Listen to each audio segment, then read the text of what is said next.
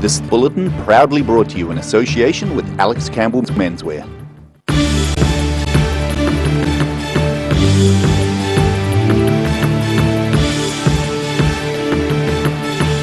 Tonight on the South Today, the future direction is one-way traffic for now, following a late-night decision by the Dunedin City Council. Work on fixing fire-damaged St Paul's Cathedral roof in Dunedin is set to take place under cover. And Tourism Minister Stuart Nash is set to ban freedom camping vehicles without inbuilt toilets.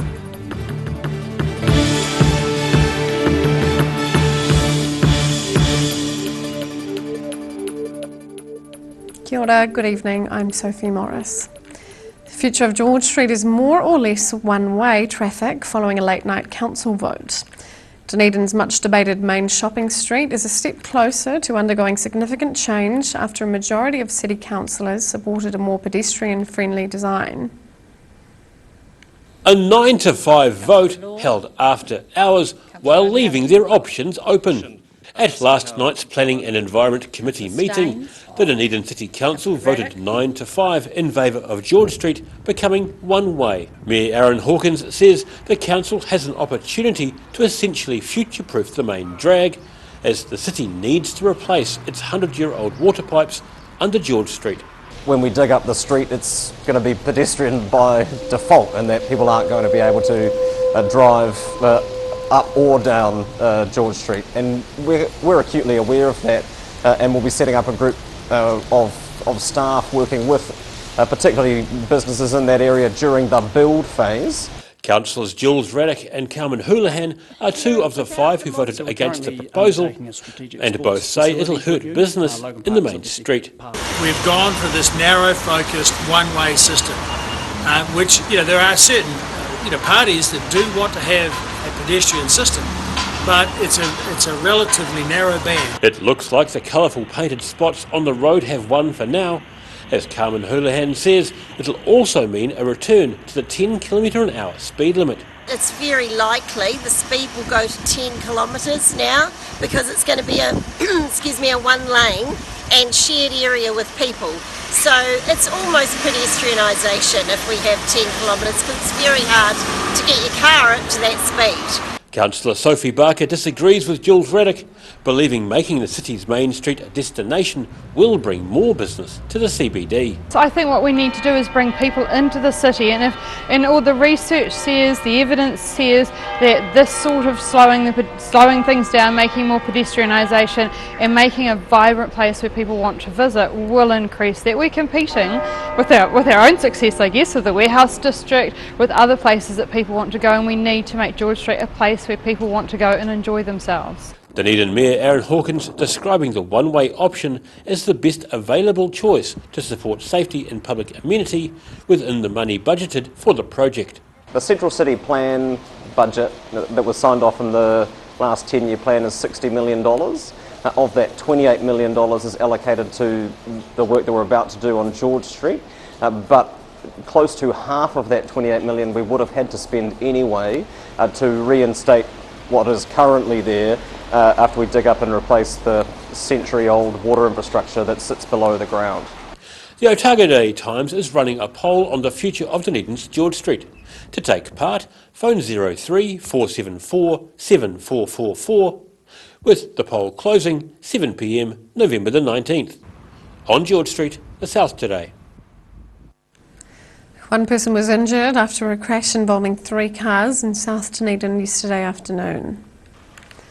Police say emergency services were called to the intersection of Orari and Otaki Streets just before 3 p.m. St John's say one person had minor injuries as a result of the crash.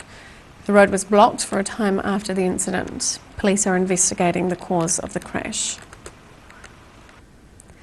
A large crane was used to move a huge structural scaffolding section into place above St Paul's Cathedral in central Dunedin yesterday. The work signals a new phase in the cathedral's recovery from a damaging fire 3 months ago. Dunedin's St Paul's Cathedral had a large structure made of scaffolding craned onto the west end of the roof, which was damaged by fire in mid-August. The scaffolders say it's been one of the most challenging rooftop constructions they've ever worked on. There's been a lot of engineering gone into this, so we've had BM Consult from Wanaka and Clint Parkinson also from Scaff Consult engineering this for us. So there's been a lot of time and a lot of effort put into getting this right. It took scaffolders about 2 weeks to assemble the almost 7-ton structure in the garden next to the church in readiness for yesterday's crane hoist. It's pretty complex because we have to follow all the measurements, but that was done by the engineers, or else it's not going to sit to where it is right now. So we have to be very careful with the measurements. And it's not over yet, with another smaller section still to be added to the west end of the cathedral roof. The dimensions of this, we're looking about 15 metres and we're running on a 45-degree angle, so it's quite a tricky one. There's also an extra nose that we're going to chuck on that's actually going to go over where the roof, actually, as you can see, is tarpaulin, so we're going to cover that second. So we're going to put a first roof structure up and then we're going to do the second part to it. The scaffolding is to be draped in a plastic protective tent so that roof repairs can be undertaken in all weathers. In Dunedin, the South Today. Roxburgh's 6th Cherry Chaos celebration has been cancelled this summer as an indirect casualty of COVID-19.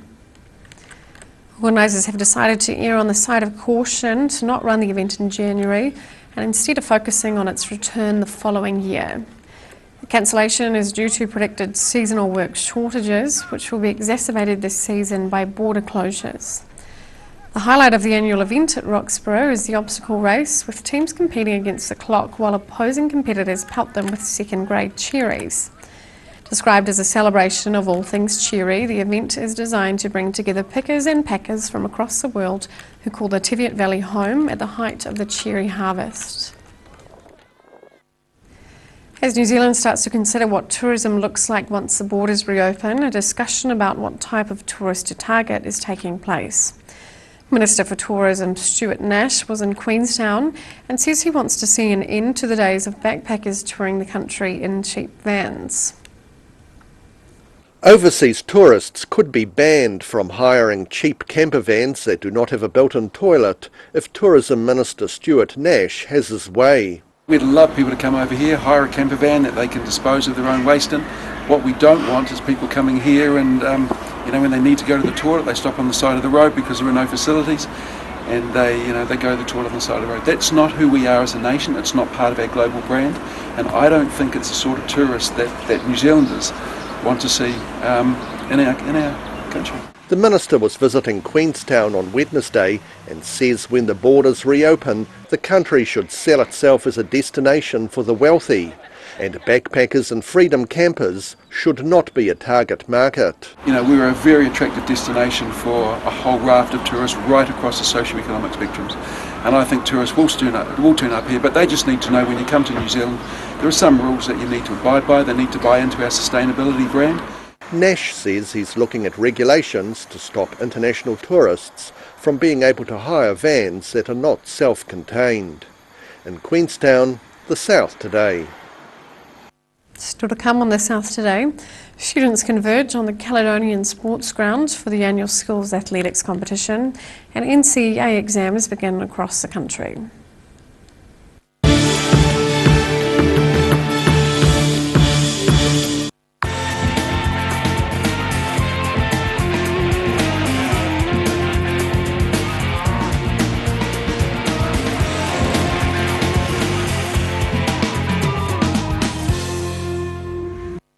A poorly maintained heat pump can lose up to 35% of its output. The Mr. Heat Pump Cleaner team are experts. Their specially developed chemical wash is totally biodegradable. Call Mr. Heat Pump Cleaner and get the job done by the professionals. Hi, Alec Campbell Menswear. We're back in George Street on the corner of Hanover Street. Come and check out our big store. It's a big space full of bargains. Now look at these shirts. There's shirts for everybody here. Look at these merino pullovers, stacks of moleskins, literally tons of trousers. And check out these big racks of sports jackets. Beautiful. Every reason, every season, we're proud to dress the region.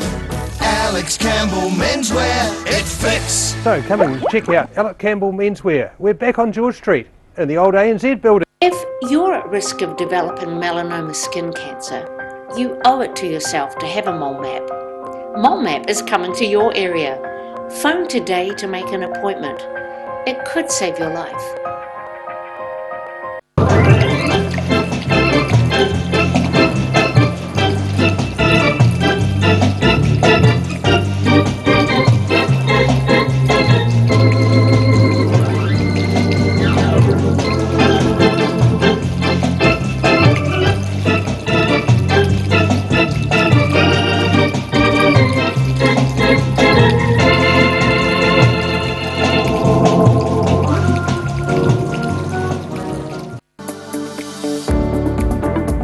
Success, it's not just financial success. To be a successful business or industry, you have to be involved with the community. Now, we feel we've got an obligation to support all those people that support us, and part of our community. Community is really, really important. We don't want to just exist, we don't want to survive, we want to thrive. We want cargo businesses to thrive, and this is an important part of that.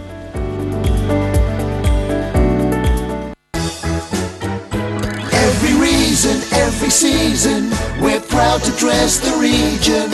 Alex Campbell Menswear, it fits. You've seen us in the street, now find us online. Check out shopon.org.nz. We have all sorts of treasures, from retro and vintage clothing to antiques, homewares and accessories. New items added every week. We're open 24/7.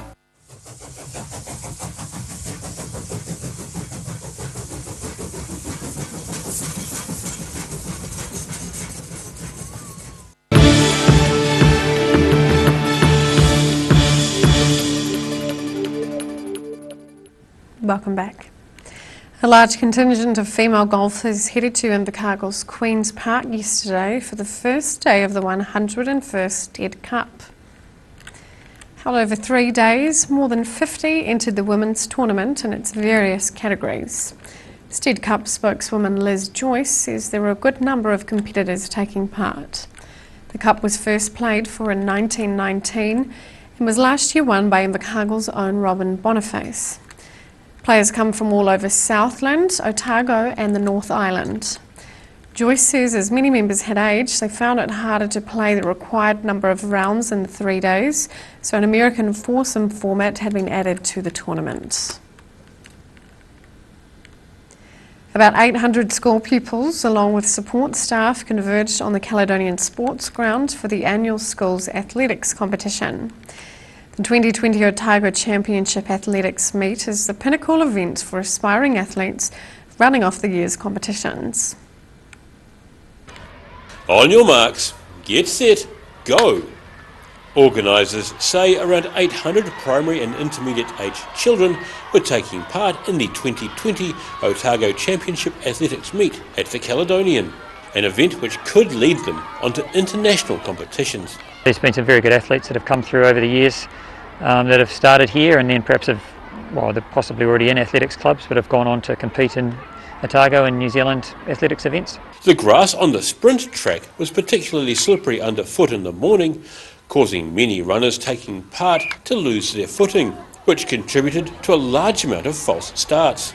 We're just telling the kids to play the cards they're dealt, and if it's a little greasy on top, then you've got to be secure in your start, maybe change your technique just a shade, just to change your weight, and then once they're away, they're all good. Otago Primary Athletics Coordinator Chris Marsland says the 2020 Otago Athletics Championships are the end of a year of events held both at schools and grading events at the Caledonian.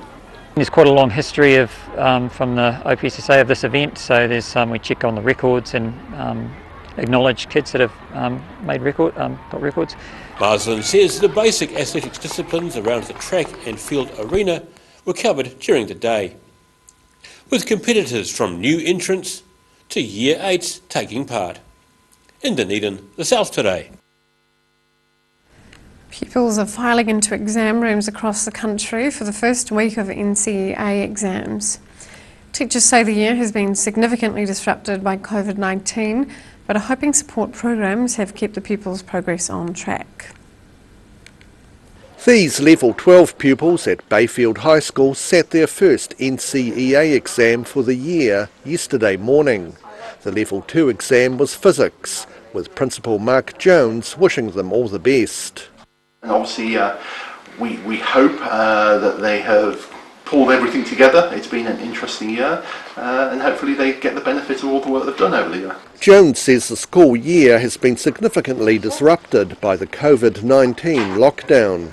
It's certainly taken sort of 10 weeks out of our teaching programmes, and yes, we've done the teaching from home stuff, but having a teacher in front of you in the classroom and those interactions is really the best format for delivering that material.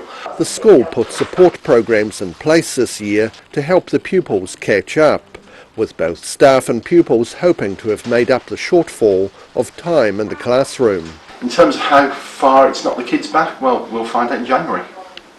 We think we've put in support programs. Our feedback from our students are that they feel ready for it, but we will see. The Bayfield pupils are among about 140,000 NCEA candidates nationwide, with results set to be released late January. In Dunedin, the South Today.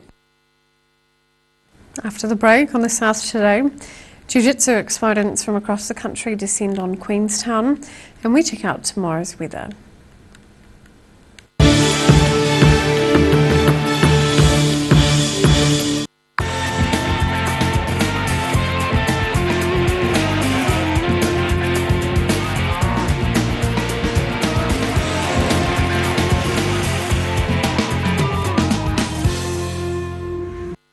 A poorly maintained heat pump can lose up to 35% of its output. The Mr. Heat Pump Cleaner team are experts. Their specially developed chemical wash is totally biodegradable. Call Mr. Heat Pump Cleaner and get the job done by the professionals.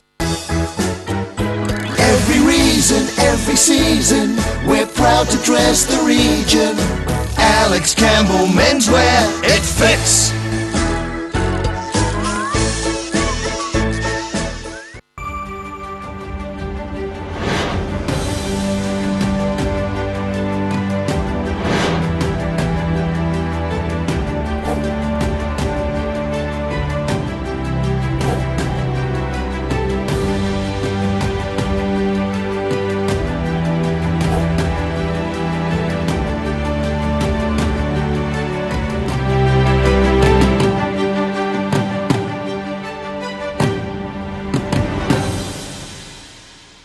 If you're at risk of developing melanoma skin cancer, you owe it to yourself to have a mole map. Mole map is coming to your area. Phone today to make an appointment. It could save your life.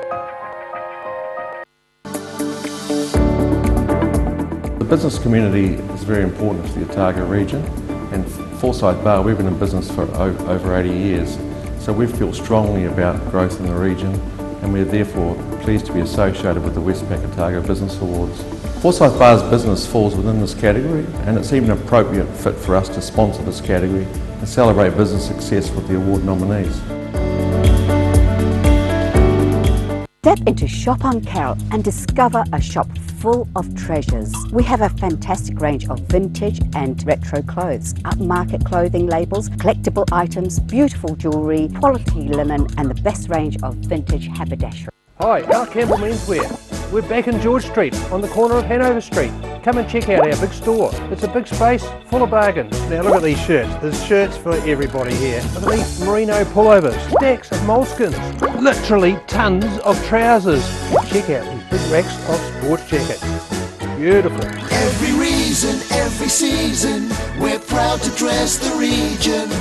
Alex Campbell Menswear, it fits. So come and check out Alex Campbell Menswear. We're back on George Street in the old ANZ building.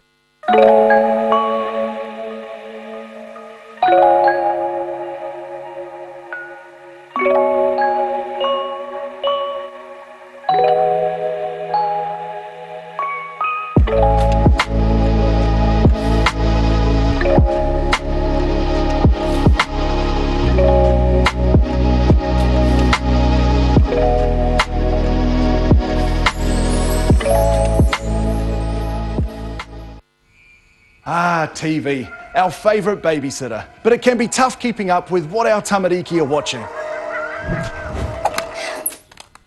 Luckily, the Broadcasting Standards Authority has made some smart changes to the classification labels. Ooh!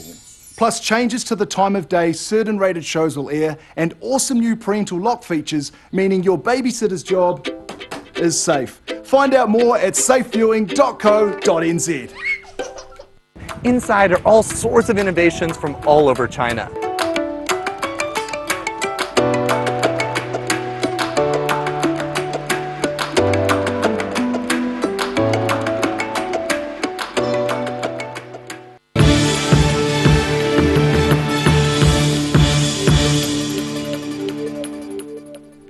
Welcome back. Jiu-Jitsu exponents from across the country descended on Queenstown at the weekend to take part in the King of the South tournament. This is the third year the event has been held in Queenstown, with a record 400 martial arts wrestlers attending.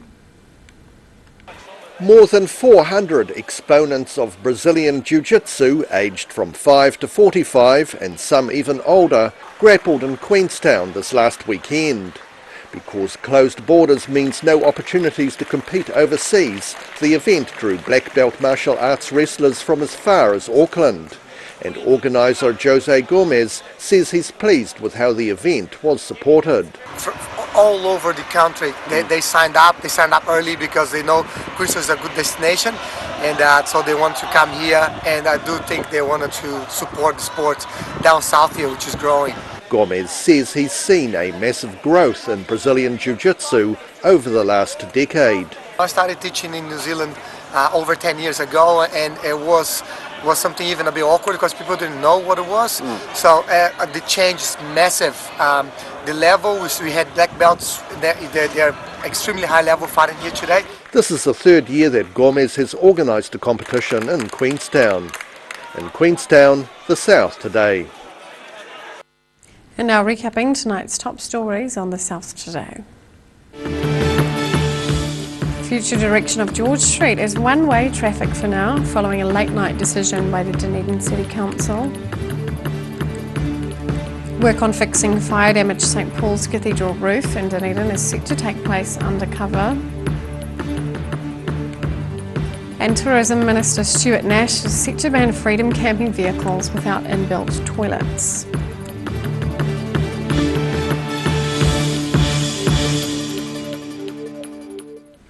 And now for a look at what's happening in tomorrow's ODT. Welcome, Hayden.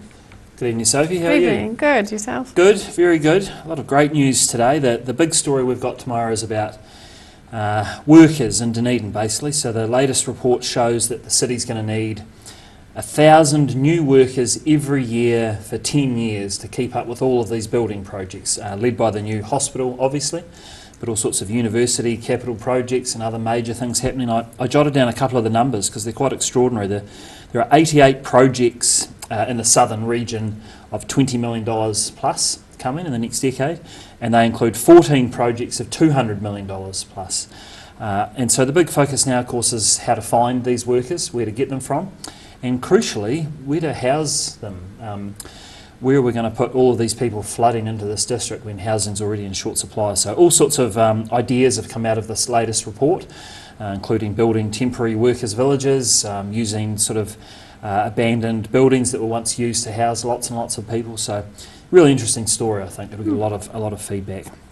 And the other big story, of course, today is we've seen the Tourism Minister, this rather controversial thought that camping vehicles without a self-contained toilet should be banned. We think of all those thousands of camper vans at the height of summer, pre-COVID of course, with campers all over the show. It would mean a drastic change to that sort of industry. So we've got some feedback from local mayors, which is really interesting. Some are in favour, some say no, we don't think that's going to work at all. So, the big court case, the fake airport bomber court case, has ended in a guilty verdict. So we'll have the full report of that in tomorrow's paper. Very interesting case. And sport, well, the big news in sport is great news for Highlanders rugby fans. Solomon Alaimolo, very exciting winger from the Chiefs, big, strong, try-scoring winger, just the sort of rugby player we like to see at Forsyth Bar Stadium, of course. He signed for the Highlanders for 3 years, which is great news for Highlanders fans. So All that and all sorts of other bits and pieces, including one other really interesting story, which I can't say too much about. Pick up tomorrow's paper and find out. Right, thank you, Hayden. And time now for a look at the weather. Tonight's weather proudly brought to you by Mole Map. Beginning with the southern view, last night's sunset over Dunedin. Looking at the situation, cold southwesterly airflow will die out tomorrow with fine weather developing and cold winds dying out. Another front will arrive late on Friday with some more rain for the weekend.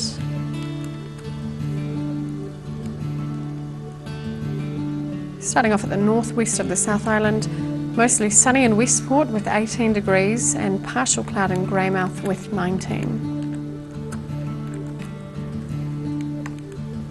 To the northeast, expect scattered showers in Nelson with 19 degrees and partial cloud in Blenheim with 17.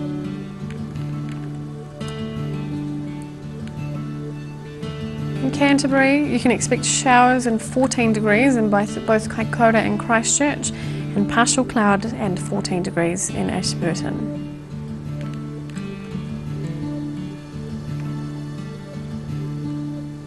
To the southern towns, light westerlies and some cloud with 14 degrees in the Catlins and 15 degrees in Balclutha, Lumsden and Gore.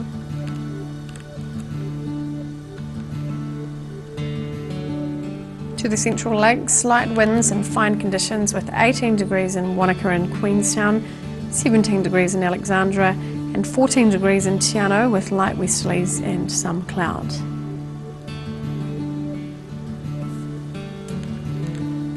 To the northern towns, light winds becoming fine with 15 degrees on the coast in Timaru and Oamaru and 19 degrees inland in Twizel and Omarama.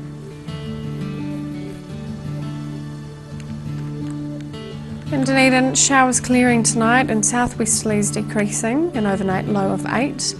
Mostly cloudy and cool tomorrow with southwesterly winds slowly dying out during the afternoon.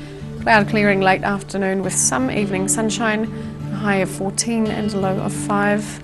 High cloud increasing on Friday with northerlies, but rain developing late in the day with cooler southwesterlies, high of 18 and a low of 9.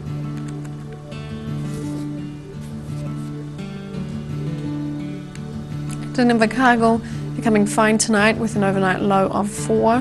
Fine tomorrow with sunny periods and some cloud and light westerly winds, high of 14 and a low of 7. Cloud increasing and showers developing on Friday with freshening westerlies, rain and colder southwesterlies developing during the evening, high of 18 and a low of 9. That's all for our news this Wednesday. For the latest news from the southern region, head online to odt.co.nz or follow Channel 39 on Facebook and YouTube. Thanks for joining us. Ka kite anō.